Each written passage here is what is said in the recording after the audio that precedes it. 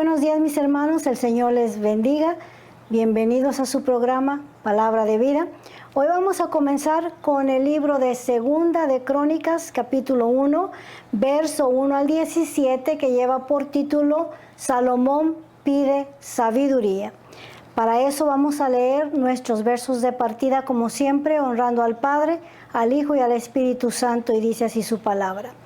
Salomón, hijo de David, fue afirmado en su reino, y Jehová su Dios estaba con él, y lo engrandeció sobremanera. Y convocó Salomón a todo Israel, a jefes de millares y de centenas, a jueces y a todos los príncipes de todo Israel, jefes de familias, y fue Salomón y con él toda esta asamblea en lugar alto que había en Gabaón, porque allí estaba el tabernáculo de reunión de Dios que Moisés, siervo de Jehová, había hecho en el desierto. Oremos. Padre que estás en gloria, maravilloso Dios, aquí estamos, Padre, aventurando a través de tu palabra, pidiendo que tu poder, Señor, que tu sabiduría, que tu Santo Espíritu nos ayude, Padre Santo, así como hasta aquí podemos decir Ebenezer, hasta aquí nos ha ayudado el Señor a estudiar cada capítulo y verso de tu palabra, que así continúe tu presencia con cada uno de nosotros, ayudándonos a entender, Señor mío y Dios mío, y a expresar tu palabra en la forma sencilla, Señor del cielo, como la estamos haciendo o como solo podemos hacerla, precioso Dios. Gracias por tu ayuda. Pedimos en esta hora, Señor amado, que una vez más te glorifiques en cada uno de nosotros. Todo esto lo pedimos en el poderoso y santo nombre de Jesucristo nuestro Señor, y todos decimos amén, gloria al Señor. Salomón pide sabiduría. Este libro de Segunda de Crónicas podemos decir que está dedicado exclusivamente a Salomón. Aquí no aparecen los reyes del norte, solamente los reyes del sur. Comenzando con Salomón, que sucedió a su padre David. En el capítulo anterior leímos de la muerte de David. David en sus últimos años se dedicó a recolectar materiales y todo tipo de piedras preciosas, de oro, de plata, de metales, de mármol, de madera fina, para la construcción de la casa de Dios, y encomendó esta tarea y este trabajo a su hijo Salomón. David se tomó la tarea de diseñar todos los atrios, salones, nave del templo, junto con el programa de los sacerdotes. Los organizó, hizo un cartelón para poner las tareas y el servicio de los sacerdotes, y tuvo éxito porque su programa siguió operando hasta los días de Jesús. Una idea genial, y él, ¿verdad?, le dio la gloria al Señor. Dijo que él lo había hecho bajo la dirección y el consejo de Dios. No tomó gloria para sí, sino que inmediatamente le dio la gloria al Señor. Pero David pasó a la historia. Ahora su hijo Salomón está reinando y convoca a toda la asamblea de Jerusalén para ir a Gabaón a ofrecerle ofrenda al Señor. Leemos verso 21, dice: Salomón, hijo de David, fue afirmado en su reino, y Jehová su Dios estaba con él, y lo engrandeció sobremanera. En el capítulo anterior miramos a David aconsejando a su hijo, ¿verdad? Se lo dedicó el capítulo 28 a David, deseándole que el Señor, ¿verdad?, lo acompañara en su nueva etapa, en su reinado, gloria al Señor. Su consejo de David era que Salomón, no te apartes de los estatutos, de los mandamientos, de los decretos de Dios. Sírvele con todo tu corazón. Y que el Señor esté contigo, ¿verdad? Y sabemos que la llave del éxito es la presencia del Señor en nuestra vida. Y Dios es fiel, ¿verdad? Dice su palabra que mientras nosotros estemos con el Señor, Él no nos va a dejar ni nos va a abandonar, pero que si nosotros le dejamos, así como David le dijo a Salomón, Él también te desechará o te abandonará. Salomón tuvo un buen comienzo. Lo miramos aquí buscando la presencia del Señor, yendo a la casa de Dios a ofrecerle su ofrenda. Y sabemos que Dios fue fiel, que Dios siempre guarda la parte de su pacto.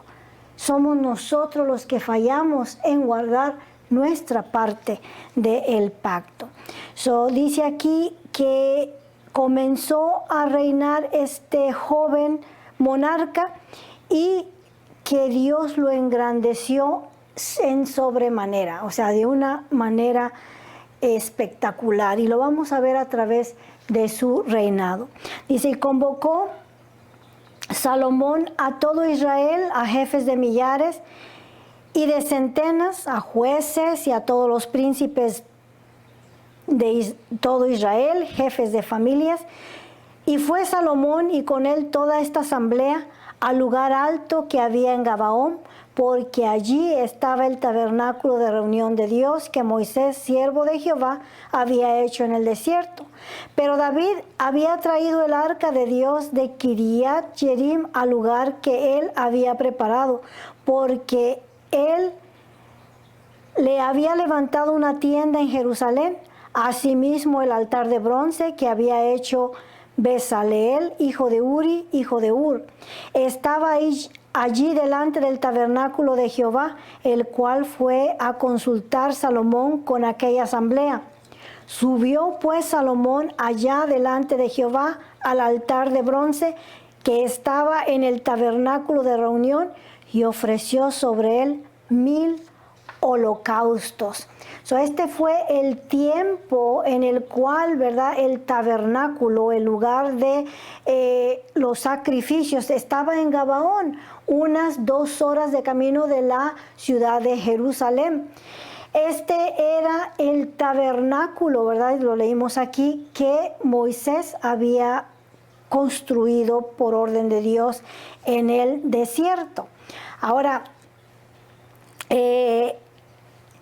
de este lugar fue que el área del pacto fue llevada a la guerra de los filisteos. Y ya sabemos, ¿verdad?, esta historia, que en medio de la guerra los filisteos se llevaron el arca, capturaron el arca y se la llevaron a la tierra filistea.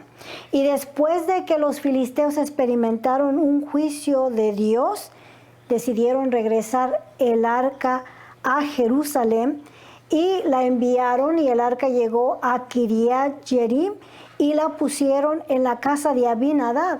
Ahí estuvo el arca estacionada por 20 años hasta que David, ¿verdad?, intentó llevar el arca a Jerusalén. En su primer intento recordamos que falló, pero en su segundo intento, siguiendo las órdenes de Dios, ¿verdad?, leyó el manual, gloria al Señor, y se dio cuenta de qué manera había que conducir el arca a Jerusalén, y así lo hizo, y esta ocasión sí tuvo éxito. Ahora, los muebles más sagrados del tabernáculo estaban en Jerusalén, delante del arca del pacto. Pero el altar de bronce estaba todavía en Gabaón, por tanto, ¿verdad?, los sacrificios se iban a llevar a cabo allá en Gabaón. Fue en este lugar donde Salomón los convocó para ofrecer holocausto a Dios. Este era el lugar principal de los sacrificios. Parte del sacerdocio estaba en Gabaón, ofreciendo los holocaustos o los sacrificios, y la otra parte de los sacerdotes estaban en Jerusalén ministrando el arca de Dios. Recordamos que anteriormente habían puesto músicos que estuvieran tocando delante de la presencia de Dios de día y de noche. Este es el primer discurso de Salomón. Esta es la primera reunión o asamblea que hace, donde convoca a todos los principales de Israel. Dice que a los príncipes, a los jueces, a los padres de familia, que eran los que componían la nación de Israel, y los convocó allí en Gabaón para ofrecer ofrenda. Dice que ofreció sobre el altar de bronce 1000 holocaustos. Holocausto es un sacrificio o una ofrenda. En este caso la ofrenda era de consagración. Y la ofrenda de consagración es la ofrenda en la que tú ofreces tu vida al Señor. Le dices: aquí está mi vida, toma esta vida en la carne y te la ofrezco para que tú la destruyas, la vida en la carne, y hagas de mí, ¿verdad?, una nueva criatura, y comience a caminar una vida en el Espíritu. Esta verdad es equivalente a nuestro compromiso con Dios en el Nuevo Testamento. El holocausto de consagración, esto era lo que quería decir, pero ahora en el Nuevo Testamento es equivalente a nuestro compromiso con Dios. En el Nuevo Testamento es también donde venimos a Jesús y le ofrecemos nuestra vida, crucificando al viejo hombre, a la vida de la carne, en la cruz de Cristo, para así comenzar a vivir una vida en el Espíritu. Estos dos sacrificios son paralelos, ¿verdad? La consagración era dedicar su vida al Dios Altísimo, y en el Nuevo Testamento es nosotros dar nuestra vida a Jesús, quien es nuestro dueño, Señor y nuestro Salvador. Esto es significativo en la vida de Salomón.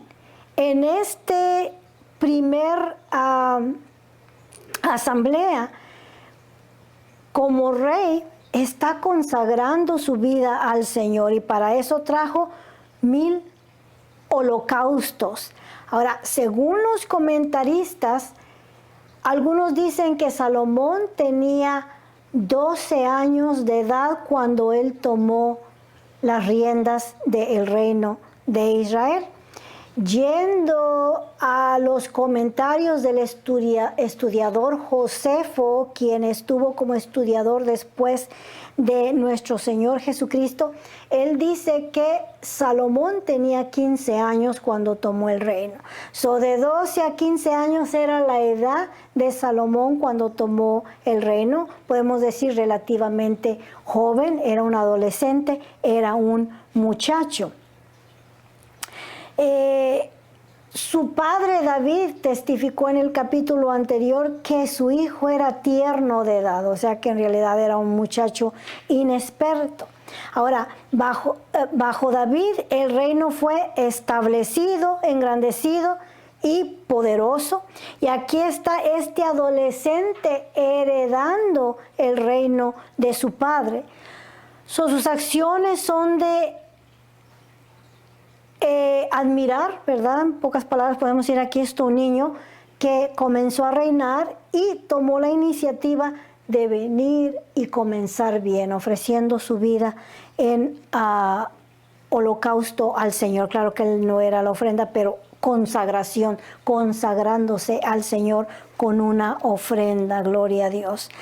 Ahora, en esto vamos a mirar, ¿verdad?, más adelante, que Salomón era un poco extravagante. Le gustaba ofrecerle también al Señor lo mejor, al igual que su padre. Miramos anteriormente a David ofreciéndole al Señor 3000 víctimas, y aquí está ofreciendo 1000 víctimas. Pero esa misma noche nos dice aquí que Salomón tiene su encuentro con el Señor. Gloria a Dios. Dice: y aquella noche apareció Dios a Salomón y le dijo: pídeme lo que quieras que yo te dé. Nos podemos imaginar, fue un día pesado para Salomón. La gente, los sacrificios, las ofrendas, pero al llegar la noche, ¿verdad?, todo está silencio, ya no hay más música, ya no hay más estruendo, cada uno se ha regresado a su casa, y ahí está él solo. y en ese momento y en esa su soledad es que tiene su encuentro con el Señor, ¿verdad? El Señor Jehová le aparece a Salomón en sueño, ¿verdad? Aquí ya no está despierto, y lo sabemos porque esto lo estudiamos anteriormente en Primera de Reyes capítulo 3. Hay muchos estudios que han sido paralelos, que ya los vimos anteriormente y los volvemos a ver, pero déjeme decirle que hasta aquí el Señor no me ha permitido recalentar ninguno de los estudios que hemos visto anteriormente. El Señor quiere, ¿verdad?, que los volvamos a repasar, porque Él siempre tiene algo nuevo que darnos. El Señor le apareció en sueño y le dijo: pídeme lo que quieras. Ahora, este es el sueño de todo ser humano. Siempre hemos fantaseado, cuando hemos sido niños, también hemos tenido el concepto que si se nos apareciera el genio de la lámpara y nos dijera: pídeme tus 3 deseos o pídeme lo que tú quieras, ¿qué le pediríamos? ¿Verdad? Todos hemos fantaseado de esta oportunidad, y Salomón tuvo su oportunidad, excepto que no era el genio el que se le apareció el Rey de Reyes y Señor de Señores en sueño. Ahora, no descartamos cuando vemos estos pasajes que el Señor también nos habla a través de sueños. Lo importante es discernir cuando el sueño viene del Señor o cuando el sueño es resultado de que comimos de más. Esto es lo difícil, el discernimiento para saber cuándo es Dios el que está hablando. Pero podemos mirar aquí, ¿verdad? Nosotros que ya conocemos la historia de Salomón, que era Dios hablando en este sueño. Pídeme lo que quieras, gloria al Señor. Ahora, déjeme decirle que de alguna manera también el Señor a nosotros nos ha hecho esta pregunta, o nos hace esta pregunta: pídeme lo que quieras. Yendo nosotros a Mateo capítulo 21, verso 22, dice: y todo lo que pidieres en oración creyendo, lo recibiréis, gloria al Señor. El Señor le dijo a Salomón: pídeme lo que quieras. Y el Señor nos dice a nosotros: todo lo que pidas en oración creyendo, que lo pidas con fe, lo recibirás. Ahora, esta es una promesa bastante amplia, tan amplia que algunos tropiezan en esta promesa, ¿verdad? Caen en una trampa espiritual, en el creer, ¿verdad?, que yo le puedo pedir a Dios todo lo que quiera. Y nuestra mente inmediatamente va a las cosas que agradan a nuestra carne, a las cosas materiales, y creen que esta promesa es para suplir nuestras ambiciones carnales. Estas son tremendas promesas de Jesús para nosotros, pero entendamos a quién le estaba dando nuestro Señor Jesucristo esta promesa. Si vamos al Nuevo Testamento, esta promesa ahí en Mateo capítulo 21 se las estaba dando a sus discípulos. ¿Qué es lo que constituye un discípulo? Jesús dice: todo aquel que quiera venir en pos de mí, que quiera ser mi discípulo, niéguese a sí mismo. Estaba dándole esta promesa a hombres que ya habían tomado su cruz para seguir a nuestro Señor Jesucristo, que sabían cómo pedirle al Señor, que no iban a pedir para sus deleites o para complacer su carne, sino para el bienestar de los demás o para agradar a Dios, ¿verdad? Entonces el Señor, cuando nosotros ya somos sus discípulos, cuando le seguimos, ¿verdad?, pedimos conforme su voluntad. Y si lo pedimos de acuerdo a su voluntad, dice la palabra del Señor, que Dios nos contesta, que Dios nos responde, gloria a Dios. Es más, su palabra declara que busquemos primeramente el reino de Dios y su justicia, y todo vendrá por añadidura. Que te deleites a sí mismo en el Señor, y que el Señor cumplirá las peticiones de tu corazón, los deseos de tu corazón. Todo está en estar en sintonía con Dios, a llegar a esa armonía, gloria al Señor, con Dios y Dios va a contestar las peticiones de nuestro corazón. Busca primero el reino de Dios, gloria a Dios. Ahora, si el Señor me preguntara, ¿qué quiero? Ahora ni yo misma sé lo que quiero, ¿verdad? Por eso no vamos a pedir conforme lo que nosotros queremos, sino le diríamos, Señor, dame lo que tú quieras darme, porque sabemos lo que Dios nos dé va a ser lo perfecto, va a ser lo correcto, va a ser lo que nos va a dar lo que necesitamos, no lo que queremos, ¿verdad? Porque hay una gran diferencia. El Señor nos dice en Efesios, Pablo nos escribió en Efesios capítulo 3, verso 20, y aquel que es poderoso para hacer todas las cosas mucho más abundantemente de lo que pedimos o entendemos, según el poder que actúa en nosotros. Dios siempre desea darnos más de lo que nosotros sabemos pedir. Si Dios está dispuesto a darnos más de lo que pedimos, pues mejor que Él sea el que decida qué es lo que nos quiere dar. Y que lo que nos dé sea para nuestro bien, para nuestro crecimiento espiritual, para su servicio y no para nuestros deleites, ¿verdad? Así no es como Dios obra. La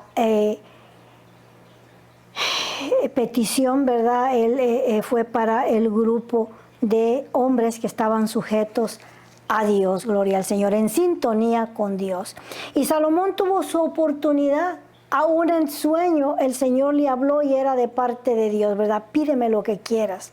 Y Salomón dijo a Dios, tú has tenido con David mi padre gran misericordia, y a mí me has puesto por rey en lugar suyo. No duda que esos 12, 15 años que Salomón vivió con su padre, siempre estuvo escuchando a su padre hablar de la misericordia de Dios. David escribió muchísimos salmos que exaltan la misericordia de Dios, esa misericordia que es más alta que los cielos, más grande que la tierra, que la mar, gloria al Señor. David en sus escritos exaltó la misericordia de Dios porque él mismo experimentó una y otra vez la misericordia de Dios.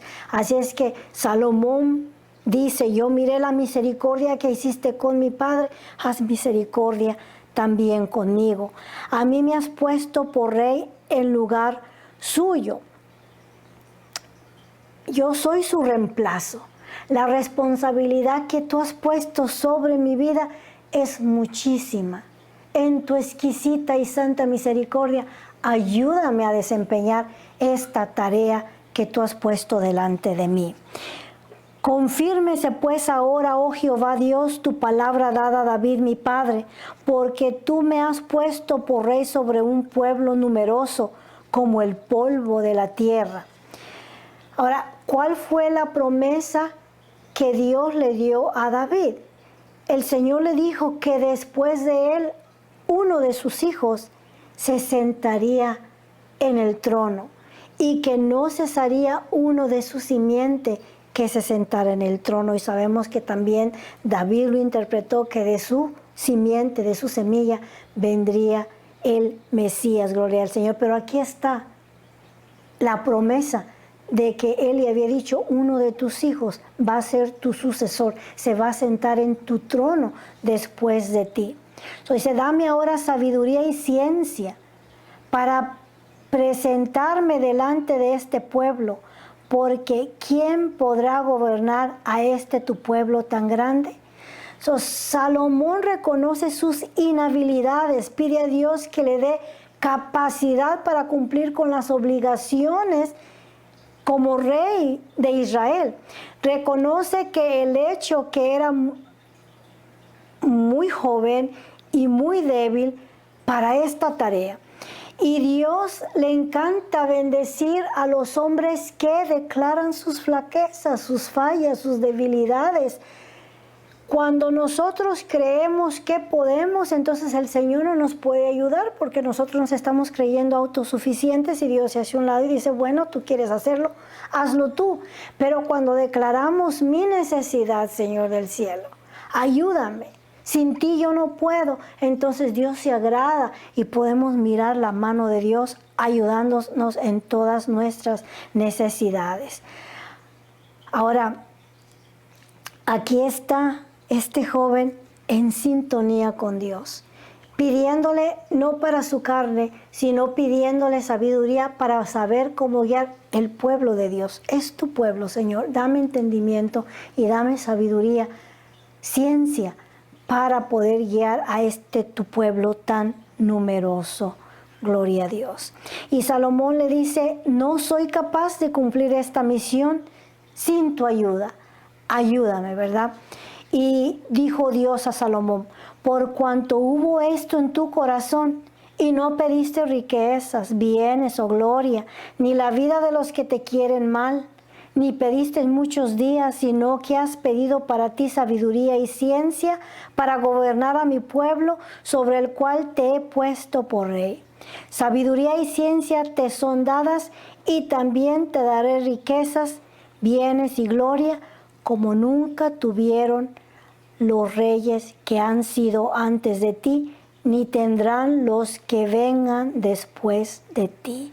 Sabiduría y ciencia, gloria al Señor. ¿Qué podemos decir? Ciencia es lo que aprendemos, ¿verdad? Si yo le digo, o si usted mira, un animalito negro con una raya blanca en la cabeza, ¿verdad? Desde arriba hasta su cola, por sabiduría sabe que ese es un zorrillo, algo peligroso. Esa es la ciencia, le está diciendo, este es un animalito, y la sabiduría le dice, corre, no te acerques, porque si llega a alcanzarte, entonces vas a pasar meses con ese perfume en ti. So, una cosa es la sabiduría y otra cosa es la ciencia. Una cosa es la ciencia y otra cosa es la sabiduría o el conocimiento, gloria al Señor. So, aquí está pidiendo las dos cosas Salomón. Quiero el conocimiento, quiero saber los libros, pero también cómo emplearlos, cómo ponerlos por obra con su sabiduría, gloria al Señor. Ahora, Dios da más de lo que sabemos pedir, lo dijimos anteriormente. Y en la base de este principio es que nuestro corazón está en sintonía con Dios. Señor, lo que yo pido es para tu obra, es para tu pueblo. Y cuando Dios te mira en sintonía, Dios contesta y Dios te da más de lo que le sabes pedir, gloria al Señor. Y desde el lugar alto que estaba en Gabaón, delante del tabernáculo de reunión, volvió Salomón a Jerusalén y reinó sobre Israel. So, Dios le concedió el deseo de su corazón, no solamente le dio sabiduría y ciencia, sino también larga vida y riquezas y dominio sobre sus enemigos.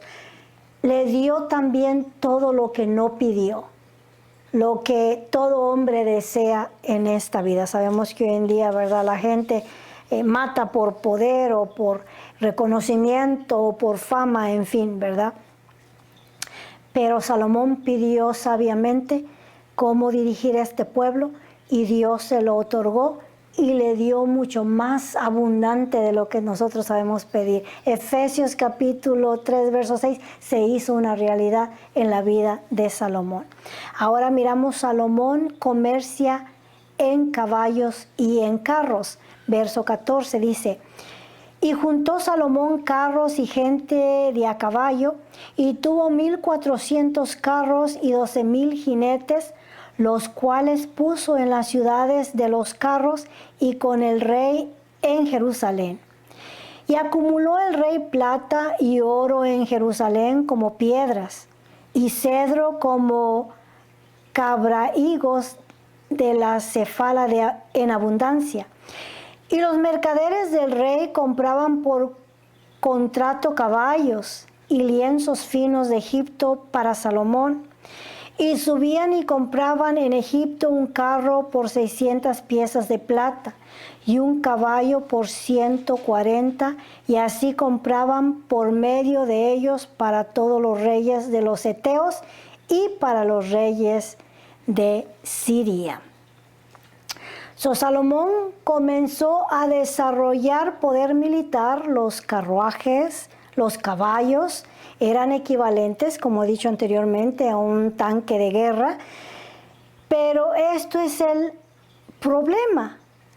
Regresando a Deuteronomio, al Antiguo Testamento, allí había una prohibición para el rey. Dios anticipadamente en su omnisciencia sabía que eventualmente la nación de Israel iba a pedir un monarca, iba a pedir un rey como las otras naciones.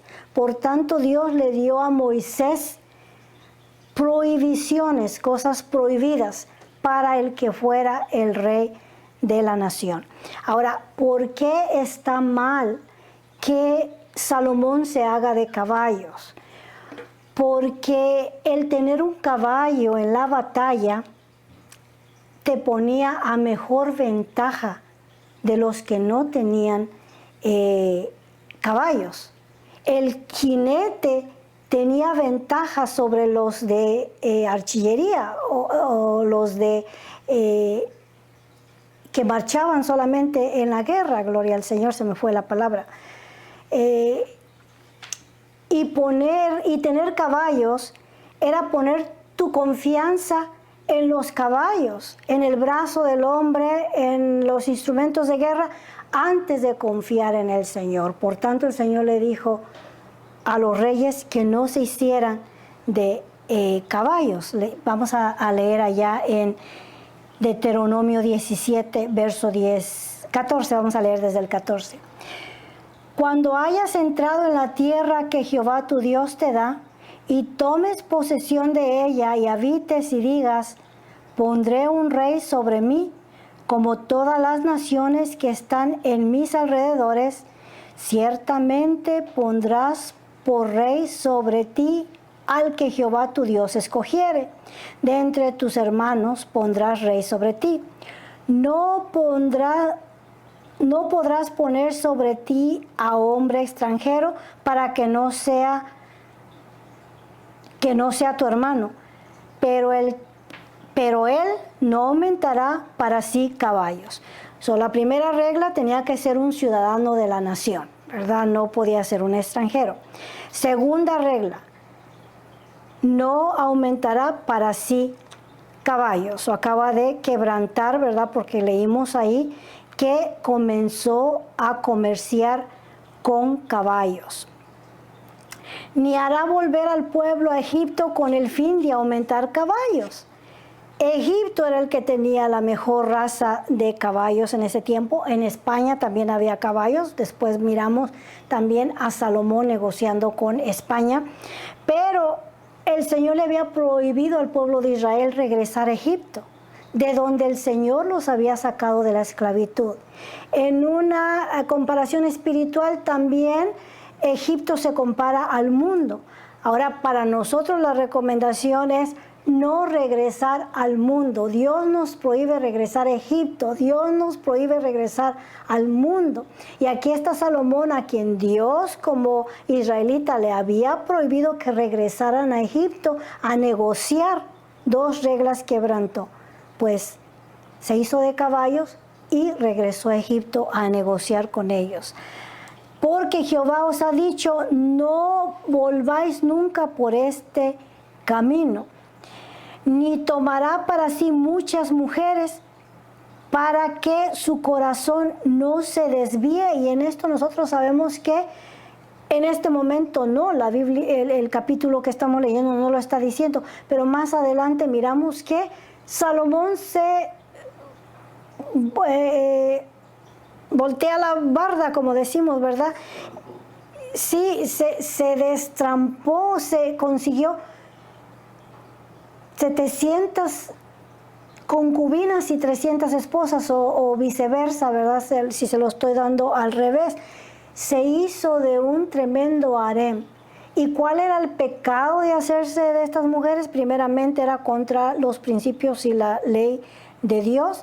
Segundo, estas mujeres lo iban a desviar de los caminos del Señor. Y así fue, porque más adelante lo miramos, complaciendo a sus mujeres, les mandó a hacer altares enfrente del templo de Dios, enfrente ahí en el huerto de los olivos que hoy conocemos. Ahí le hizo sus altares a sus mujeres extrañas. Tomó su primera esposa a la hija del rey de Egipto. Entonces quebrantó todas las reglas de Dios. Ni tomará para sí muchas mujeres, para que no desvíen su corazón. Y es precisamente, ¿verdad?, lo que él hizo.